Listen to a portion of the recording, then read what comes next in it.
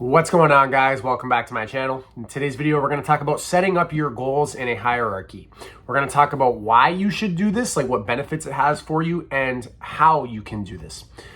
And this concept can apply to any and all goals that you have if you just extrapolate fundamentally what it's all about and apply it to your goals. So I'm going to tell you guys a story here that's going to drive home the point of why this is so important. Now, this story is actually one of the ways that I came to realize the importance of setting up your goals hierarchically. And it seems kind of obvious, but it clicked for me that not everybody approaches it in this way. So I am a musician. I play a little bit of guitar. I've played the piano for like 13 years now, and I play the saxophone. So I'm pretty well versed in playing instruments and music theory and all that jazz. Now, my partner, on the other hand, is not a musician, but has some casual interest in learning some instruments.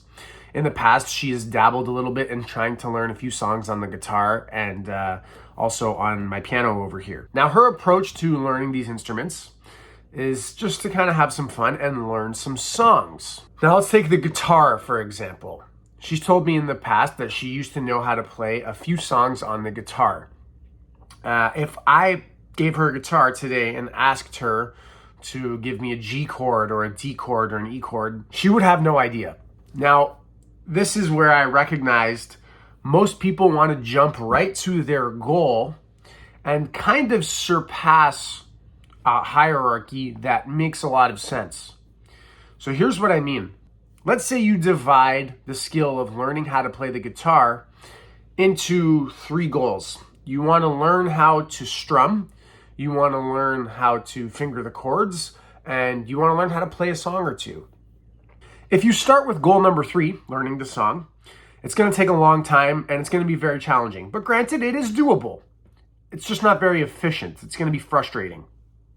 But learning goal number 1 and prioritizing goals number 1 and 2, strumming and chord fingering, will help make goal number 3 more attainable and sustainable.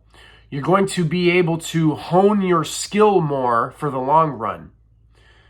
This is going to make the entire process more enjoyable, more structured, and more efficient, which means you're going to be much more likely to succeed and have a good time doing it. So do you see the importance here of prioritizing those first 2 goals, learning how to strum properly without muting any of the strings and learning how to finger the chords? If you try to achieve goal number 1 and goal number 2 first, goal number 3 of learning how to play a song is going to come a lot more naturally and efficient once you have achieved goal number 1 and goal number 2. As I said before, it's going to make the process more enjoyable because it's going to be less frustrating, and you're framing your goals in a way where you have like checkpoints along the way.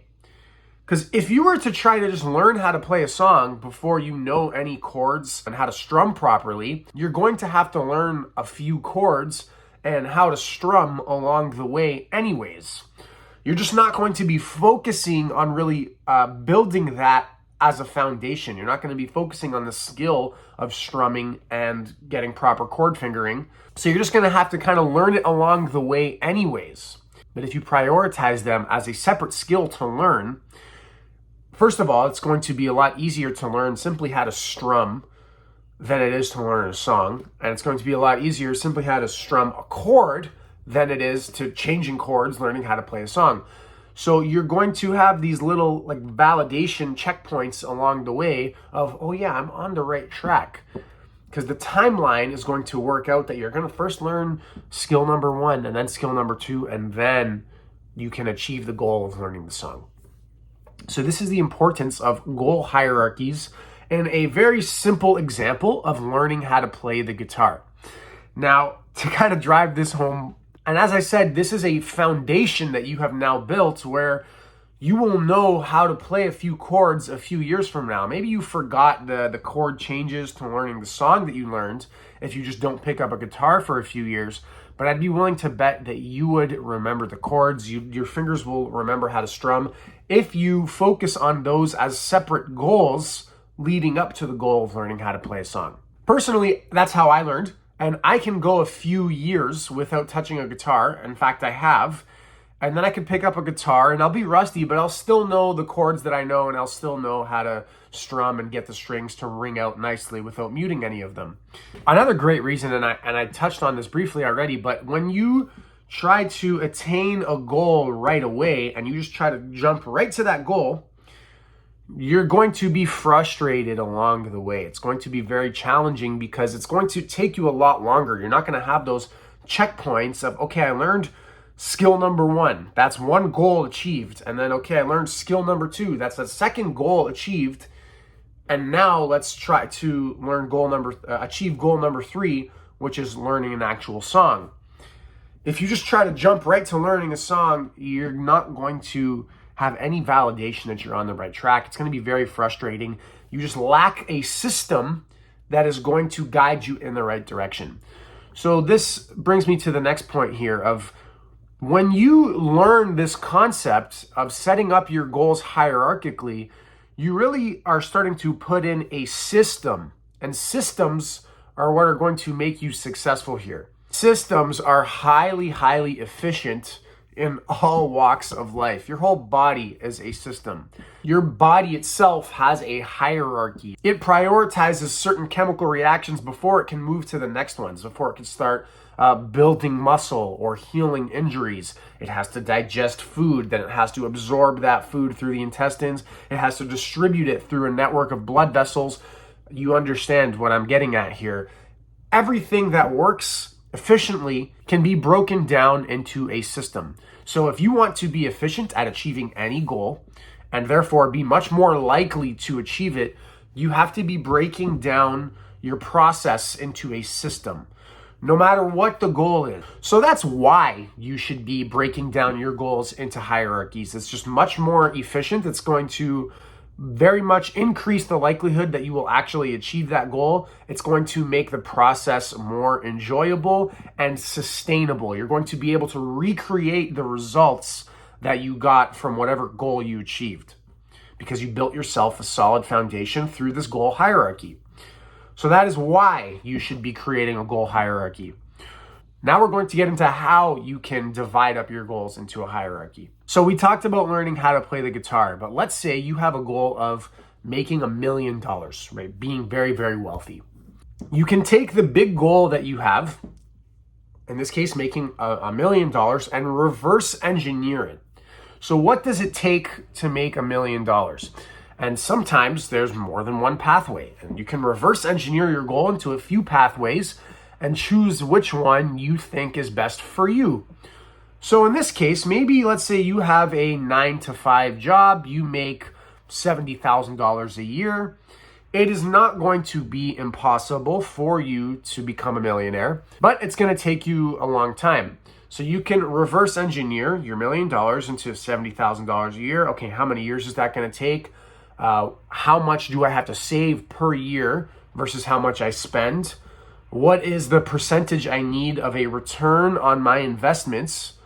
How do I go about getting that return on my investments, right? If I got to make 8% a year, what's the best way to do that? So already here's your reverse engineering of, okay, I need to save, I don't know, whatever it is, $50,000 a year. So let's say your expenses are going to be $20,000. Maybe you don't have any kids and you don't plan on having kids or a family. And so that's actually doable to only be spending $20,000 a year and saving 50. So it'll take you 20 years of saving if you just put away 50 grand a year, or you can divide it up into an investment plan. Let's say you have the goal of doing this in, 13 years. You can start doing the math. What investment systems do you need to put in place? Like I myself have investments where at the first of every month, money is invested into certain index funds, and that makes me a pretty stable return annually. So you can go ahead and start breaking down the numbers and see how long it's going to take you to save up $1 million. And this isn't financial advice. I'm just giving you an example here. Another route is, let's say you recognize that that takes a long time. Maybe you don't really like your job. You want to explore new options. And you recognize that successful business owners tend to be a lot more efficient at making money than employees. So you say, okay, if my goal is $1 million, my goal here is to be running a successful business. That's going to get me the $1 million. Okay, how do I run a successful business? My goal there needs to be learning the skills that it takes to run a successful business. So you have to develop, good communication skills, good leadership, making wise marketing decisions. And then also on that same level, you're going to have, what business do you even want to start? What makes a business enjoyable and more prone to success? So let's say one of the criteria you decide for your business is that it has to be something that you actually care about and are passionate about, which I highly recommend if you're going to start a business. Maybe you don't really know what you're passionate about. Well, okay, there's step one. So now you have to find what is it that you're passionate about. Maybe find a few things. That's going to take some time. After you get step one, so you've reverse engineered everything now from $1 million down to like tangible action steps. And once you find something that you're passionate about, that's goal number one, achieved. Goal number two, how do I monetize this? Right? What's like a business plan? Okay, goal number two, achieved. You think up a way to monetize your passion. Okay, now I have to learn the skills that's going to take to turn this into a successful business. You spend time developing these skills. Goal number three, achieved.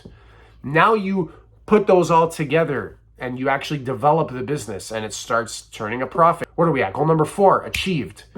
Now your next goal is right at the top, making that $1 million.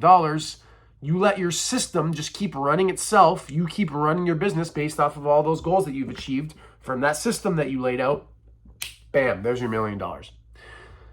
Obviously easier said than done, but you understand where you have to break it down into tangible ways. You can't just be saying, okay, I'm going to go make $1 million. Like, what are you going to do with that? That's just a thought, right? You have to reverse engineer any goal you have into a goal hierarchy. So take your goal, the grand goal, put it at the top. As you reverse engineer your goal, you're going to be working from the top down, and then you're going to be working from the bottom up. You're going to achieve the goal at the bottom of your little flow chart, and then on the second level, and then on the third level, and then eventually you'll attain the goal at the top. So in the case of, learning how to play the guitar, you want to learn how to play songs. Well, what does it take to learn how to play songs? You have to learn how to strum, you have to learn how to play chords, you have to learn how to transition chords. And then once you achieve those three goals, you're going to be able to sustainably learn songs and consistently be able to recreate the result of learning a song because you built yourself a solid foundation. And that is with any goal in life. I broke down the business example, but any goal that you have, if you reverse engineer it into its steps, sometimes it's going to be a hierarchy of maybe 10 or 12 or 13 goals. Like that example that I gave with business, that was very, very, very vague. Realistically, if you're going to be starting a successful business that's going to make you millions of dollars, it's going to be like 100 goals long. You're going to have a massive flow chart. So take your time and reverse engineer it properly. But sometimes the goals are a little bit smaller. Your end goal is a little bit smaller, and it's only going to be 3 or 4 goals long, like learning how to play the guitar. There's not that many steps involved in learning how to play the guitar. Granted, I say that as somebody who already has a music background, so for me personally, there wasn't that many steps involved, but maybe you have to learn a bunch of theory and whatnot first. Understand the whole system of music. So anyways, guys, that is the importance of setting up your goals hierarchically. That is why you should be doing it and how you could do it. Okay, so you're just going to reverse engineer your goal from the top down and then work your way from the bottom up.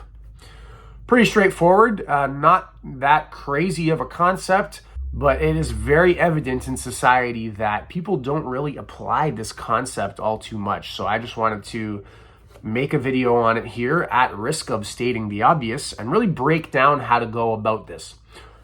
That's why you should set up your goals hierarchically. That's why you should do it. I hope you enjoyed this video. If you did, subscribe to my channel for more content like this, and I will see you in the next one. Thanks for watching. Take care.